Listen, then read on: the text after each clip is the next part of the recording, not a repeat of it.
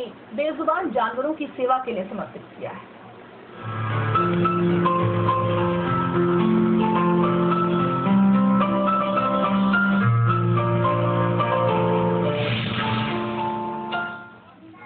जी हाँ, नरसिंहपुर की एक ऐसी युवती जिसने अपने पूरे जीवन को लाचार बेजुबान जानवरों की सेवा में समर्पित कर दिया है, जो हर उस जीव की निस्वार्थ सेवा करती है जिसे जरूरत है सहारे की, जिसके लिए उसने न सिर्फ अपना जीवन बल्कि अपना करियर भी दांव पर लगा दिया। सोने को गद्देदार बिस्तर, खाने को बढ़िया खाना बिस्किट और पीने को दूध, कूलर की ठंडी हवा में सोते और टीवी का लुत्फ उठा रहे ये कोई विदेशी नस्ल के पालतू कुत्ते नहीं, बल्कि सड़क पर घूमने वाले आवारा कुत्ते हैं। अब आप सोच रहे होंगे कि आखिर इनकी जिंदगी में ये सारे सुख आए कैसे। दरअसल इनके पीछे है ऋचा प्रियदर्शनी की दीवानगी। MA LLB तक पढ़ी प्रियदर्शनी को जानवरों से बड़ा प्यार है, खासकर कुत्तों से उसे इतनी हमदर्दी है कि राह चलते जो भी लाचार बीमार कुत्ता उसे मिल जाता है वो उसे घर ले आती है, उसका इलाज करवाती है, देखभाल करती है। हमारे घर के सामने बिल्डिंग बन रही थी और वहाँ सीढ़ियों के नीचे एक कुत्ते का बच्चा दब गया। उसको लेकर हम घर आ गए निकाल कर। तब से मैंने देखा कि ये बहुत ज्यादा बेबस प्राणी है। अपने आप में इनको खाना नहीं मिल सकता, पानी के लिए तरसते घूमते हैं।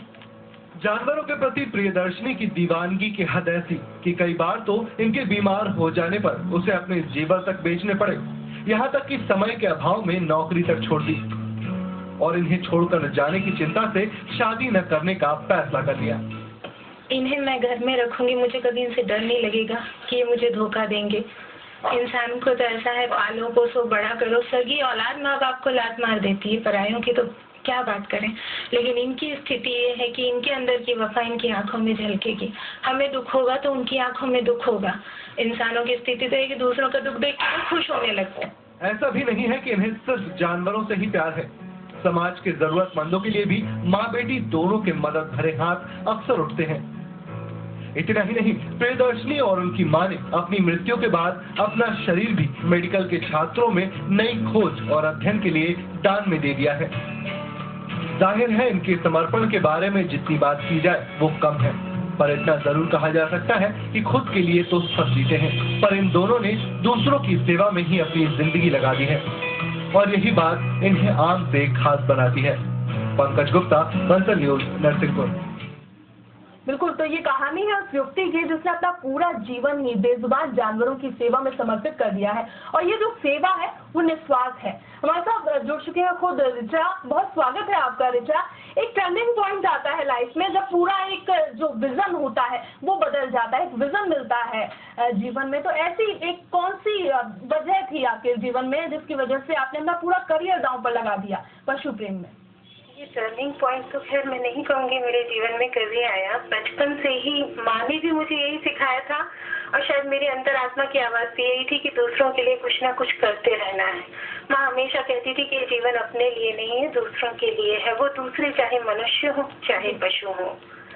तो वही संस्कार धीरे धीरे बढ़ते गए अंदर। और जब मैं जोधपुर गई अपनी माँ के साथ, तब वहाँ पर मुझे इन प्राणियों के प्रति दया भाव देखने के लिए मिला। बहुत ज्यादा दया भाव रखते हैं वहाँ के लोग। तो वो मुझे प्रभावित कर गया और कुछ उनसे कहीं ज्यादा कर गई। ये हो गया कि घर बिल्कुल कुत्तों से, बैल, बकरी, चूहे के बच्चे, इनसे भरता गया। मुझे जो भी घायल पीड़ित मिलता मैं उनको घर लेकर आ जाती कि इनकी सेवा करें, ये ठीक हो जाए। फिर भले पंछी है तो उड़ जाए, कुत्ते हैं तो अपनी समूह में चले जाएं, पर हम जब तक इनके तकलीफ में हैं इनकी मदद करें। बिल्कुल, बहुत शुक्रिया ऋचा प्रियदर्शनी हमारे साथ जुड़ने के लिए। निस्वार्थ सेवा की ये कहानी हमने आपको दिखाई, जहां रास्ते में पड़े घायल जानवरों की ये रक्षा करती हैं, रक्षा करने के साथ साथ उनकी पूरी निस्वार्थ भाव से सेवा करती हैं।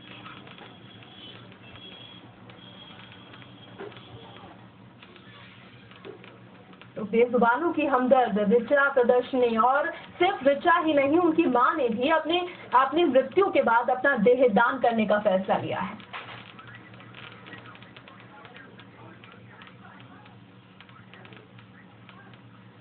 तो ऋचा जी लगातार हमारे साथ बनी हुई हैं।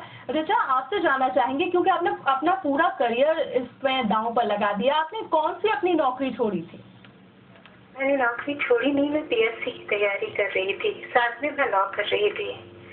लॉ का फाइनल ईयर था मेरा। उस समय मेरी माँ का स्वास्थ्य खराब हो गया और मेरे घर में उस समय 11 जानवर थे। ऐसी स्थिति में ना मैं लॉ कर सकी और ना ही पीएससी का एग्जाम दे सकी। इसके बाद यही सोच लिया कि शायद ईश्वर को यही मंजूर था।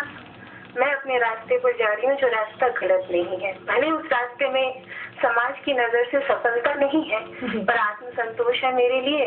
मैं 2 वक्त की रोटी खाती हूँ इज्जत के साथ और मेरे प्राणियों को पालती हूँ, मुझे इसमें खुशी है।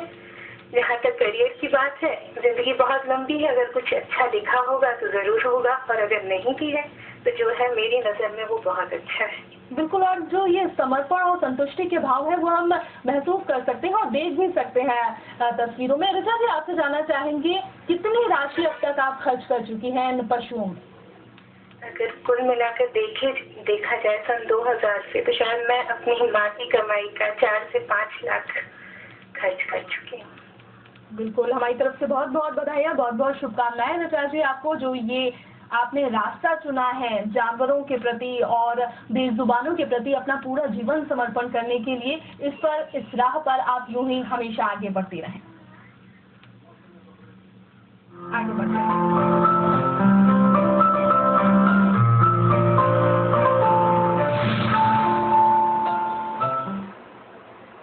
स्वागत है आप सभी का। और अब बात करेंगे नरसिंहपुर की एक ऐसी स्त्री जिसने अपने पूरे जीवन को लाचार बेजुबान जानवरों की सेवा में समर्पित कर दिया है, जो हर उस जीव की निस्वार्थ सेवा करती है जिसे जरूरत है सहारे की, जिसके लिए उसने न सिर्फ अपना जीवन बल्कि अपना करियर भी दांव पर लगा दिया है। सोने को गद्देदार बिस्तर, खाने को बढ़िया खाना बिस्किट और पीने को दूध, कूलर की ठंडी हवा में सोते और टीवी का लुत्फ उठा रहे ये कोई विदेशी नस्ल के पालतू कुत्ते नहीं, बल्कि सड़क पर घूमने वाले आवारा कुत्ते हैं। अब आप सोच रहे होंगे कि आखिर इनकी जिंदगी में ये सारे सुख आए कैसे। दरअसल इनके पीछे है ऋचा प्रियदर्शनी की दीवानगी।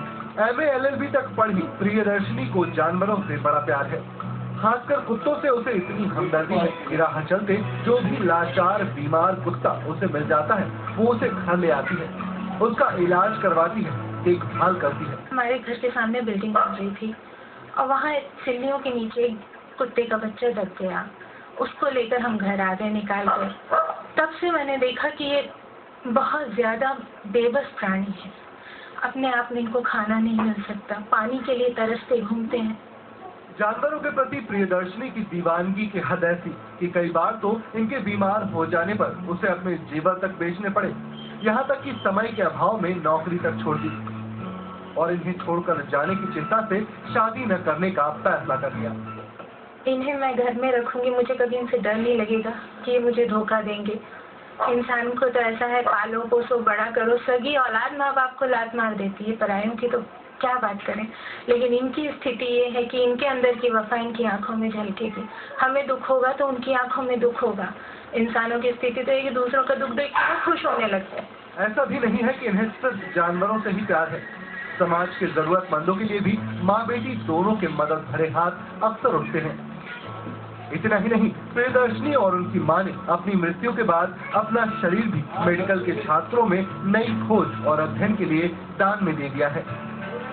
जाहिर है इनके समर्पण के बारे में जितनी बात की जाए वो कम है, पर इतना जरूर कहा जा सकता है कि खुद के लिए तो सब जीते हैं, पर इन दोनों ने दूसरों की सेवा में ही अपनी जिंदगी लगा दी है और यही बात इन्हें आम से खास बनाती है।